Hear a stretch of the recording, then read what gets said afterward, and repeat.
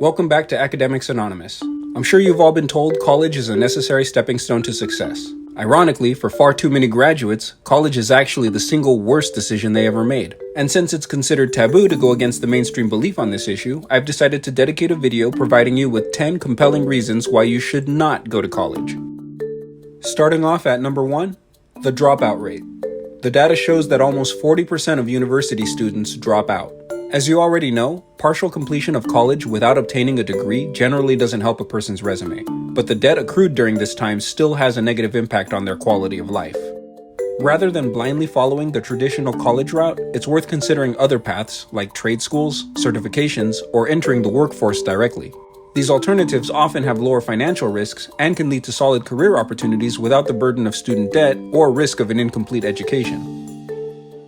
The second reason to not go to college is useless college degrees. For the students who devote themselves to their schoolwork and finish their college programs, many find that their degrees aren't too highly valued in the current job market. While a college degree was once seen as a ticket to a high-paying job and career stability, many degrees today don't guarantee a strong return on investment. A growing number of college graduates find themselves working in jobs that don't even require a college degree, and even more graduates are struggling to find work in their field of study. Imagine spending years of your life and tens if not hundreds of thousands of dollars only to end up with a degree that doesn't even help your career. Reason number 3. College typically takes longer than 4 years.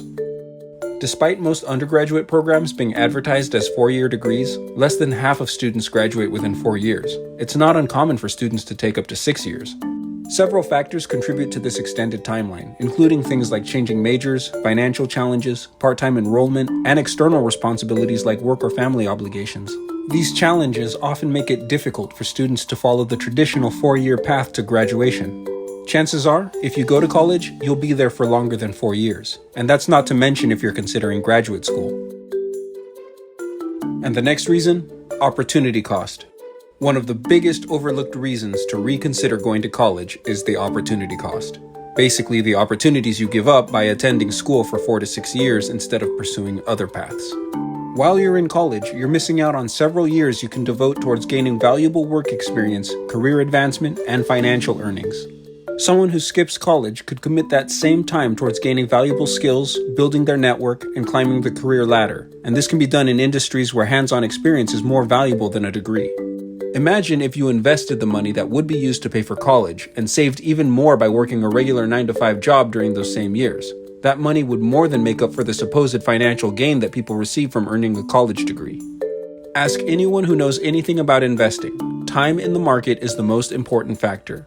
By skipping college, you'd be giving yourself a 4 to 6 year head start. Reason number 5. Useless knowledge.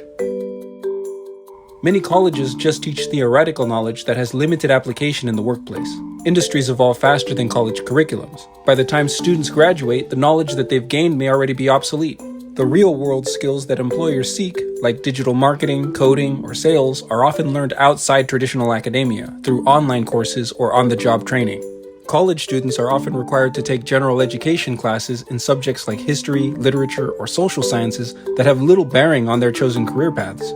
While a well-rounded education is valuable, many students end up spending time and money learning things they'll never use in their professions. Let me ask you something. When was the last time in your life it was actually useful to know the capital of Mongolia, or to calculate the volume of a pentagonal prism in the real world? Practical knowledge is gained by doing rather than by sitting in a classroom. A college environment doesn't fully prepare students for real-life situations, like negotiating contracts, solving unexpected problems, or managing interpersonal work relationships. On the other hand, vocational training, apprenticeships, or direct industry experience focus specifically on developing skills that directly apply to a job, making the time spent far more efficient. These essential skills come from hands-on experience, and by learning from trial and error in a work environment. Apprenticeships, internships, even entrepreneurial endeavors often teach these skills faster and more effectively than traditional college coursework. The sixth reason to not go to college, and this one is obvious, is because it's expensive. The average cost for a 4-year university degree, when including tuition, books, and residence, is over $100,000. The average student debt amount held by students in the US is $38,000, and that includes students who didn't even graduate. The average time it takes for people to pay off this student debt is typically between 10 and 20 years. That means, after including interest rates, the total amount paid by many students eventually ends up being closer to $100,000. In other words, you won't be able to start living your life without the burden of college debt until you're practically already halfway done with your life. Supposedly, the average college graduate earns a lot more money over the course of their lifetime than non-college graduates. However, this data was collected from people who graduated from college decades ago and already lived their lives. It's not a reflection of modern society where degrees aren't affording people that great of an advantage. As mentioned earlier, imagine spending that money on other things that can directly benefit your life, like a down payment on a house, a head start on retirement investing, or starting your own business. The seventh reason to not go to college is that there are better alternatives. If your goal is getting an education for the sake of career advancement, there are plenty of other options that are cheaper, faster, and simply more practical. You can learn skills like coding, graphic design, animation, even engineering from countless programs online. Even MIT offers college lectures online free of charge, and they even have programs that provide certifications to verify completion. And if online isn't your style, there are plenty of vocational options that teach practical skills like plumbing, automotive repair, welding and soldering, and many other professions that will always be well paid and in strong demand. And reason number 8, indoctrination. Universities have traditionally been considered places of free speech and political discourse, even playing a key role in important social movements. However, in recent years, there's been a growing trend of universities being used as platforms for political protests, most of which are unrelated to the academic environment itself. These demonstrations often disrupt the primary focus of education, sometimes escalating into situations that expose innocent students to violence. Regardless of one's personal views on controversial issues like the Israel-Palestine conflict, BLM and police reform, LGBTQ rights, or abortion, many students attend college with the goal of pursuing education only to find themselves in the middle of unrelated conflicts.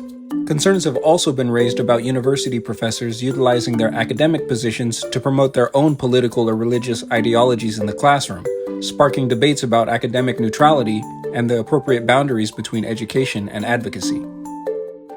And at number 9, we have the levels of stress and the risk to mental health. Now, admittedly, this reason varies from person to person, and a certain amount of stress and discomfort can actually be good for you. That said, college is often the most stressful time in a person's life. It's the combination of a heavy academic workload, financial burdens, transitioning to independent living, and a number of other factors. For many students, the disconnect between information taught in college and real-world skills only adds to the frustration. The pressure of high-stakes exams that can make or break your semester of hard work, and the fact that college classes aren't customized to maximize or even reveal your true potential only adds to the stress. All these things combined could spell disaster if it's just not for you. And for reason number 10, breaking the cycle. Society is currently experiencing a shift in views on education, as more people begin to realize that college is not only overrated, but can actually act as a hindrance or setback in life rather than an advantage. This new perspective will likely continue to grow as more and more people reject the traditional college path. Throughout history, people who choose to break away from conventional paths or ideas often experience a kind of first mover's advantage in emerging fields, similar to what we recently saw in computer science. Decades ago, people scoffed at careers in computer science, only for those same careers to now be among the most well-paid and sought after. In recent years, despite growing dissatisfaction among college graduates, society as a whole still tends to prefer higher education, and many in society continue to look down on people who choose not to do college. However, this may represent a golden opportunity for those willing to explore alternative paths. By stepping away from the conventional route, college avoiders have the chance to access emerging fields and opportunities that are overlooked by those consumed by the traditional academic path.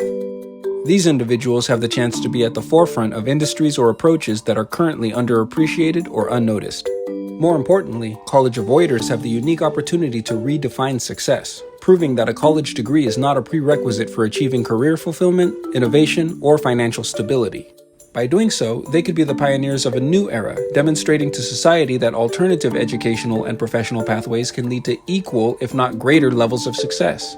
This shift could open doors to a future where college is no longer seen as the singular path to success, but one of many viable options. And there you have it. Those were 10 reasons not to go to college. But what do you think? Is there anything I missed? If so, let me know in the comment section. As always, thanks for watching.